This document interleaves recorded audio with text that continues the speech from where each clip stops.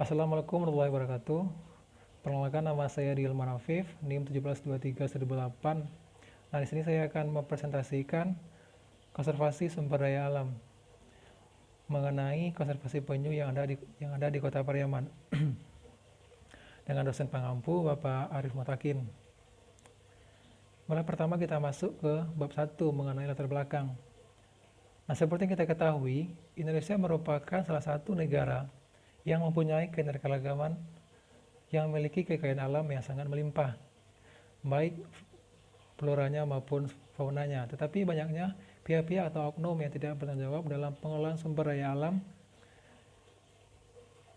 mengakibatkan semakin berkurangnya populasi spesies yang ada, seperti contohnya spesies penyu. Nah, untuk mengatasi hal tersebut, di Provinsi Sumatera Barat, khususnya di Kota Pariaman, terdapat kawasan ekowisata konservasi sumber daya konservasi penyu yang berperan dalam menjaga atau melestarikan spesies penyu.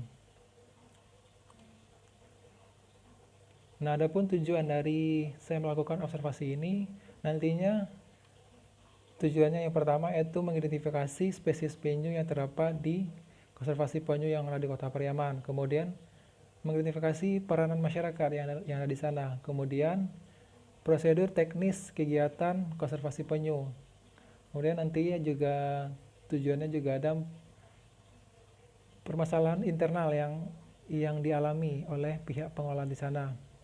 Kemudian untuk manfaatnya, pertama bagi ilmu pengetahuan, nantinya hasil dari observasi ini dapat digunakan oleh pihak-pihak, baik pihak masyarakat maupun pihak pemerintah, dijadikan sebagai referensi dalam bidang ilmu pengetahuan. Kemudian manfaat bagi konservasi sendiri, nantinya hasil dari observasi ini mampu mengatasi permasalahan-permasalahan yang dialami atau yang terjadi pada konservasi penyu yang ada di Kota Pariaman. Kemudian manfaat bagi peneliti, nah nanti hasil dari observasi ini dapat menambah wawasan serta menambah pengetahuan terutama pada bidang kawasan ekowisata konservasi penyu yang ada di Kota Pariaman. Berikutnya kita masuk ke landasan teori. Yang pertama, habitat perteluran penyu.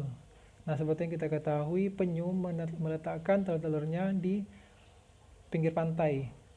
Nah, untuk kondisi pasir yang tempat diletakkannya telur tersebut, biasanya indukan penyu meletakkannya di pasir yang tidak terlalu kering dan tidak terlalu basah. Biasanya pada kemiringan pantai 30 derajat. Nah, untuk siklus hidup penyu ini relatif lama karena dalam proses perkembangbiakan penyu baru bisa melakukan sistem reproduksinya atau baru bisa berkembang biak pada usia 20 tahun. Jadi agak lama dia. Kemudian untuk teknis pengelolaan konservasi.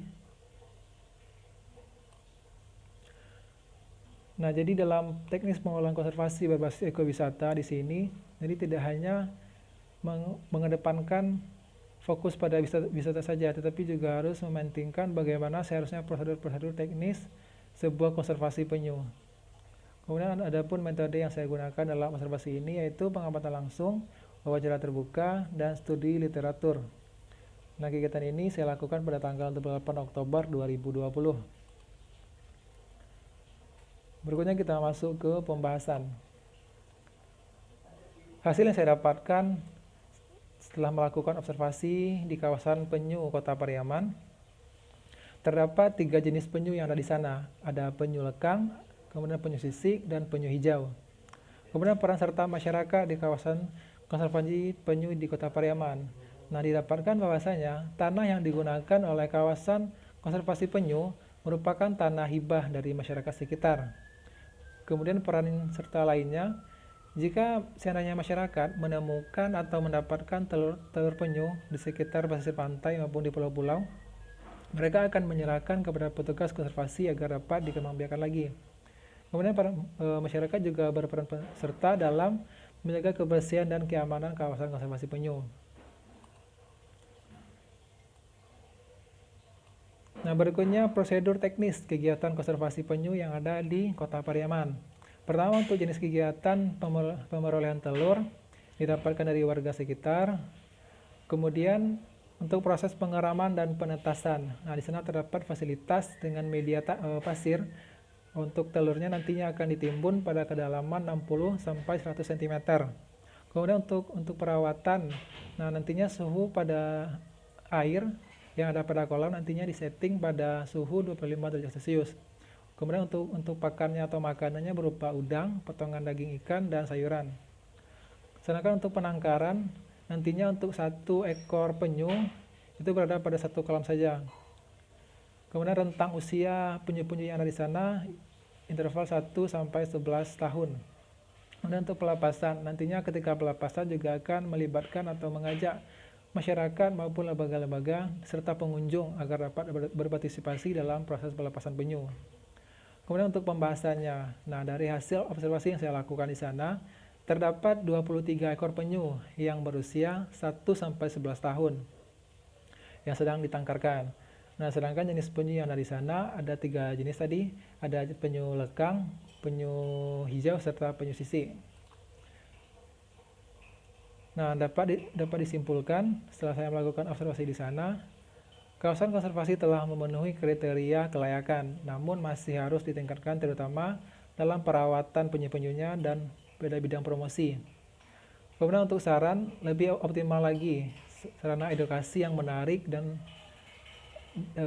khususnya pada bidang kesehatannya. Jadi diharap sarannya ke depannya ada kunjungan dokter hewan secara berkala untuk mengecek kesehatan penyu-penyu yang ada di sana. Baiklah, mungkin hanya itu presentasi mengenai laporan observasi saya. Terlebih dan terkurangnya saya minta maaf. Assalamualaikum warahmatullahi wabarakatuh. Audio Jungle.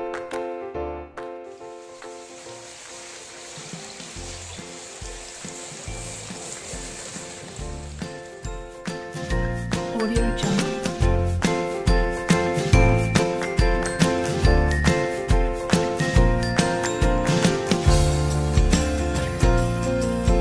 Audio Jungle.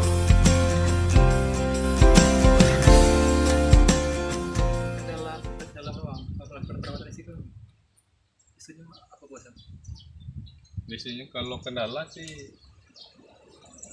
ke penyakit mungkin karena belum ada dokter hewan di sini kan susah untuk